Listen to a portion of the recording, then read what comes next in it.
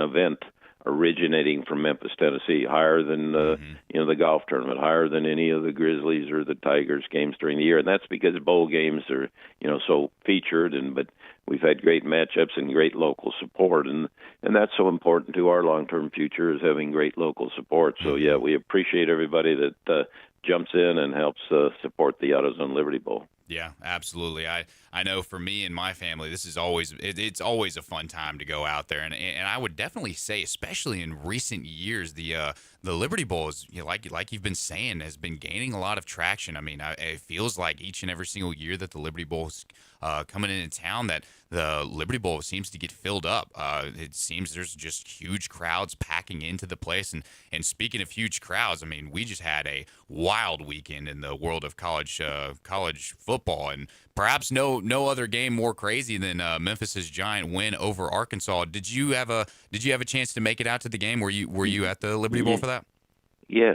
Actually, I've been able to attend all four of the University of Memphis games, That's the road great. games there at Georgia State and Troy, and the two home games, Chattanooga, and then, of course, the Arkansas game.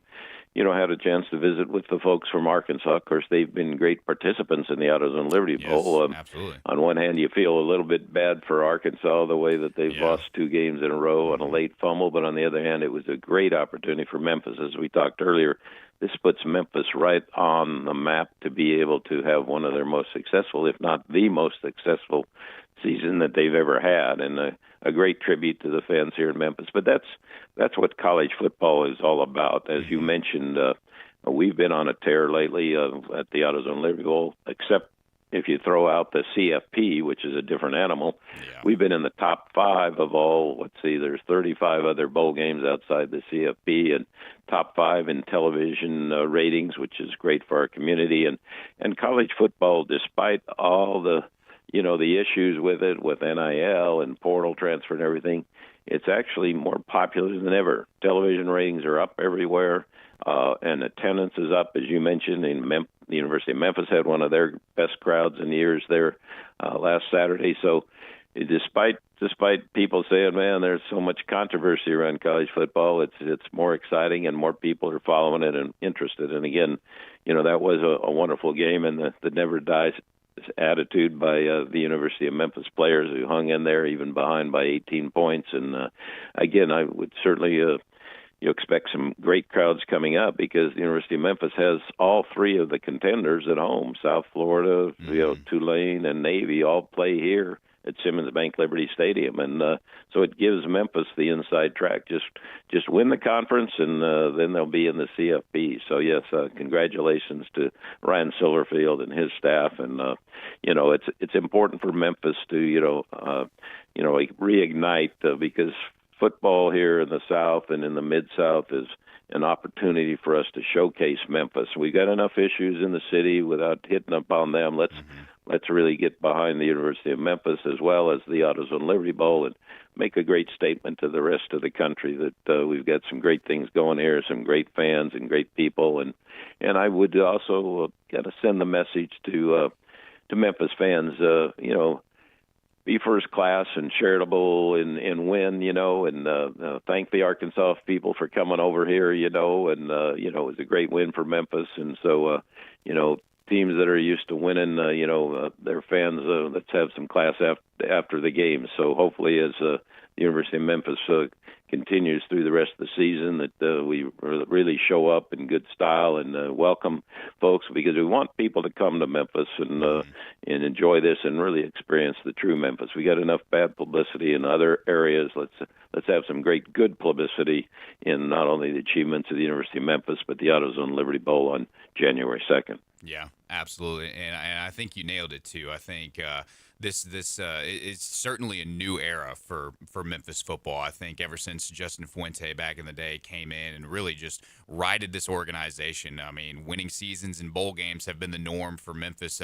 so far this year. And hearing that you've been able to be at every single game this season, you've seen these Tigers play up close. Is there any one player that stood out to you or impressed you the most on this team that's just been a huge addition to the success for this Memphis team? Well, he's not necessarily an addition, but yeah, my guy, and I've been on it for 2 years is Sutton Smith, the number Oh yeah, 5. absolutely. And I talked about him, although the folks that came to the AutoZone Liberty Bowl 2 years ago, I remember he caught that little swing pass against Iowa State there Hmm. and juked out about 2 or 3 guys, and I think it was about a 55-yard touchdown that really, that was the key to the game.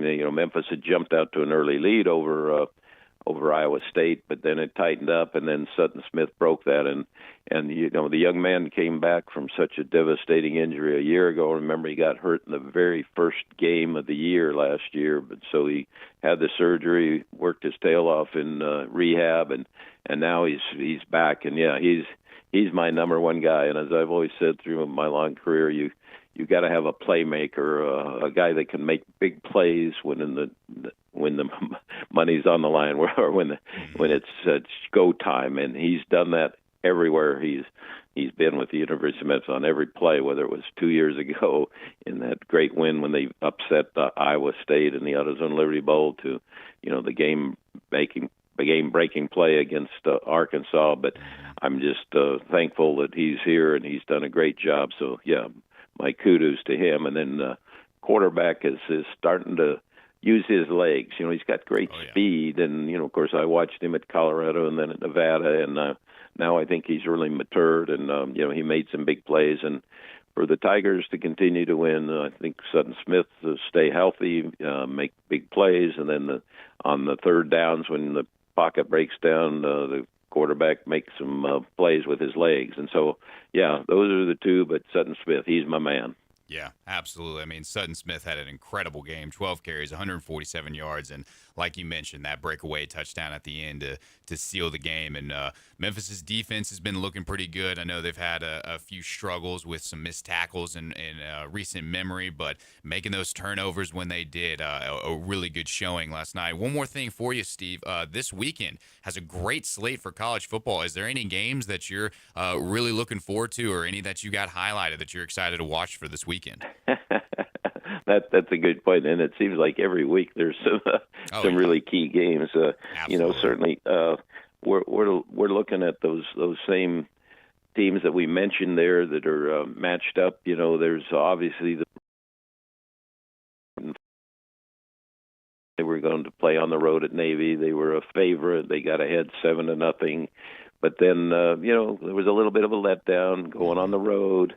And so I think for Memphians to take a look at don't take this road game for granted. After a big win, you go on the road and maybe a couple breaks go against you, and the luck of the draw changes. So that's one game I'm really going to take a look at, because I think Memphis has a real opportunity to send a message. It wasn't just the good luck of the punched out fumble there late in the game. That they need to go in there and dominate that win down in Florida there when Memphis goes on the road. I think they play Saturday night. So yeah, I'm going to be taking a good look at the Tigers game Saturday night. Yeah, absolutely. And you always want to start strong in conference play. Going 1-0 in conference play is going to be huge coming this season. Well, Steve, thank you so much for joining us. Next week, Tuesday, Dave will be back in town, so you'll have him. But it's been a real pleasure talking with you, my friend. I enjoy it, and you do a great job putting it together. And we'll give Wolo a hard time next week. But yeah.